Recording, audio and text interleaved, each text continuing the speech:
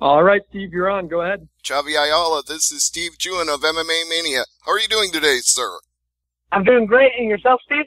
I'm not too bad, and I'm glad to get this chance to talk to you. It's the first time we've talked, but I've said it many times, you should not sleep on Javy Ayala, especially after what I saw you do to Sergey Karatanov. Well, thank you. How surprised were you with the way that fight went? I mean, obviously, you know you've got one-punch knockout power, but you knew he was a Pride legend coming into that fight. Yeah, going into that fight, whenever they told me about it, I knew exactly who he was. I knew who he's fought, who he's beaten, and so I was excited about going into it. And then, thankfully, I had great coaches. We devised a great plan. That punch that I threw was actually something we were working on for a long time, just because we knew that he was open for that. And sure enough, it worked. It worked perfect.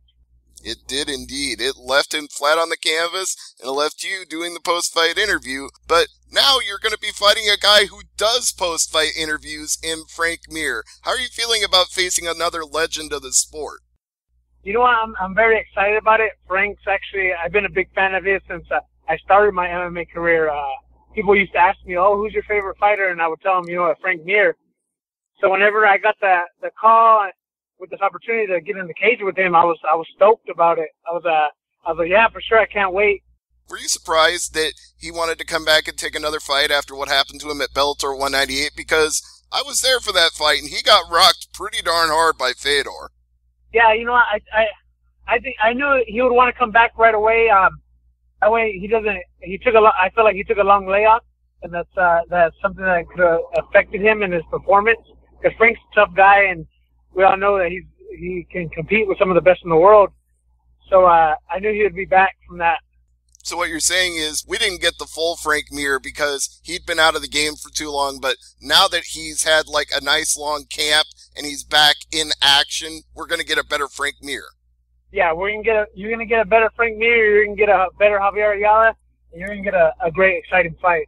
Well, that's exactly what we want here at Bellator 212. So you've been mentioned many times as like an alternate in the Grand Prix, as somebody who could step in on short notice if needed. Do you feel like, is it at this point irrelevant to you since we're already down to the heavyweight finals? You know what? I feel now they're down to the finals, and these guys they're Bader and Fedor, they're best in the world. Obviously, they're in the position they're at. But I feel like getting a win over Frank definitely keep me right there in that contention. And I've never really been afraid to step in and fight anybody at any time. It's just, I guess it's the way I grew up. You've certainly shown it over the years. I mean, going all the way back to 2013, I believe, you've been a mainstay of this Bellator heavyweight division, including a long period of time where there was no champion, and we're just about to crown one now. Yeah, I've been with Bellator a long time. Great company. I'm really happy to be fighting for them and have the opportunities that they're giving me. And I'm here to just fight whoever they want me to fight and work my way up. And hopefully later on I get a shot at the winner of the tournament. Well, beating Frank Mir will definitely help you work your way up, because that'll just add to the who's list of guys that you beat. The fact that you have already scored some impressive knockouts, you've beaten former champions, you've beaten Pride legends. Where does Frank Mir rate on the list of all-time fights that you've had? This is probably one of the top tiers. Like I told you, he's been one of my favorites since I started my career. So this is a big fight for me. I mean, I'm excited for it. I'm super pumped. This is probably, I feel like, one of my largest opportunities that I've gotten. Now, speaking of large opportunities, you had a great one coming into the fight with Czech Congo, because he's been a mainstay of this sport forever. I hate to say it that way, but what went wrong for you in that fight? You know what? I came in a little aggressive, a little over aggressive. I wasn't really fighting like I fought when I fought against Roy. So I was trying to rush things a little bit too much, and I feel like he caught me good. He's a big, strong guy. He has a real good IQ, and he's seen an opening, and he capitalized on it. That's true. He definitely capitalized on it, and I think a lot of people weren't expecting that out of Czech Congo, because so many of his previous fights had gone the distance. He kind of had this reputation for laying on people, and I think you might have even expected that a little yourself coming in. Yeah, even like when I go back and I watch the fights right away, he tried to clinch me and put me on the cage, and I knew he was going to try to go down to the ground, and that's something we worked on, defending the takedowns from the clinch with my back on the cage.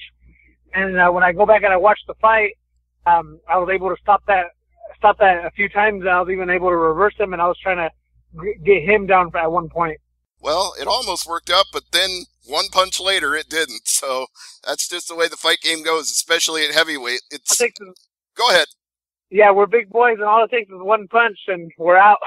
Absolutely. That one punch can come at any time, and that's something you know about Frank Mir because, as you've said, you've been a fan of his for a long time, and even though he's very well known for those submissions, people forget he actually did stun Fedor in that fight. Yeah, he did. I go back and I watched plenty of film on him, and he's good. He's good all around in the sport. He's a great, well-rounded fighter. By the way, on a completely different note, I've never heard the full story of how you got the nickname Eye Candy. Everybody's got a nickname in this sport. That one sticks out.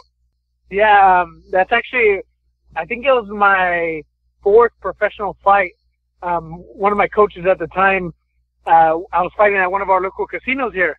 And they're interviewing me in the back, and they're asking me a bunch of different questions. And the question came up, "Oh, do you have a nickname?" And I was like, "No, I don't." And then my coach at the time, he's like, "Yeah, you do." I'm like, what is it? He's like, "It's Eye Candy. You always say you're the best looking guy in the gym."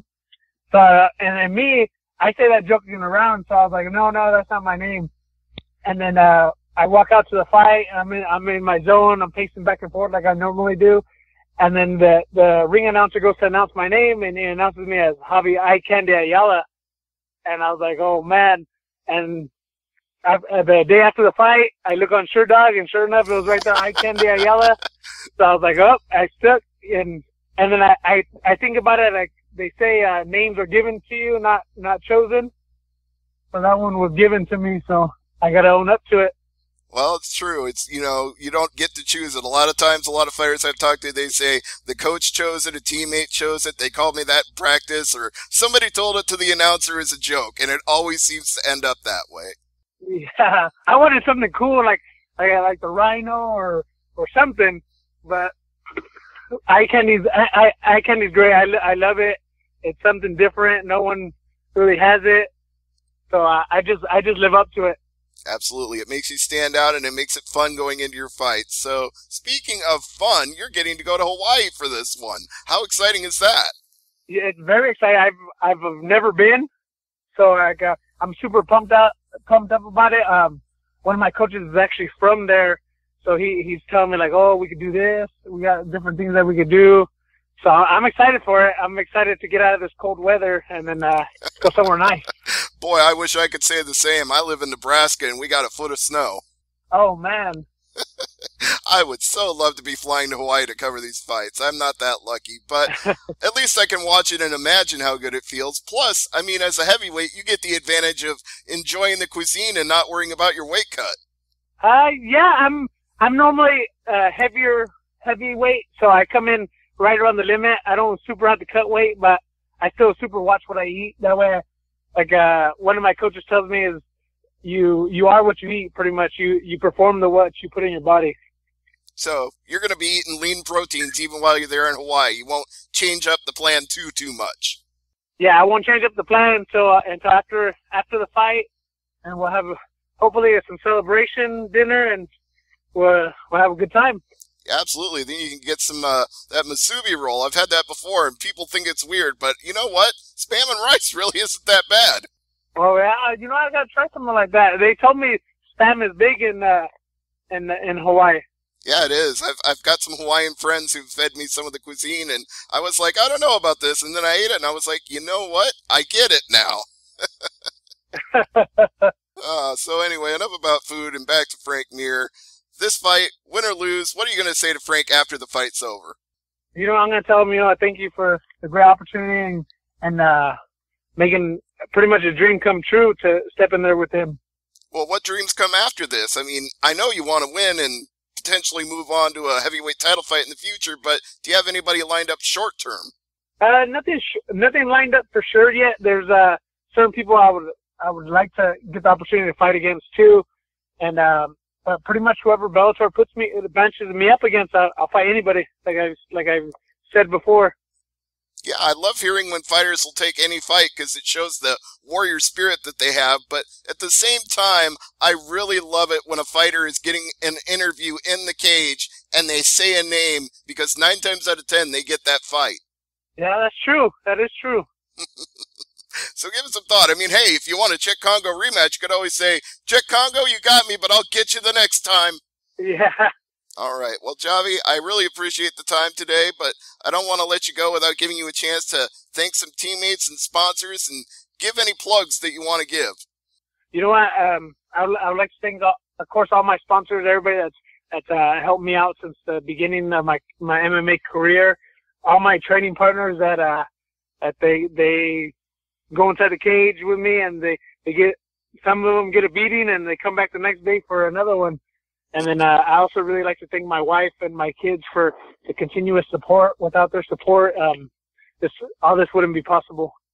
Excellent. And are they going to travel with you, or are they going to stay home? No, they'll be staying at home. My wife couldn't get the time off from work, and then my kids have school, so they'll be at home cheering me on. Well, I hope it'll be a successful one for them, and they'll get something to enjoy. So, Javy Ayala Candy will be fighting at Bellator 212 against Frank Mir, and they'll be at home watching it on the big screen TV. Javy, thanks so much.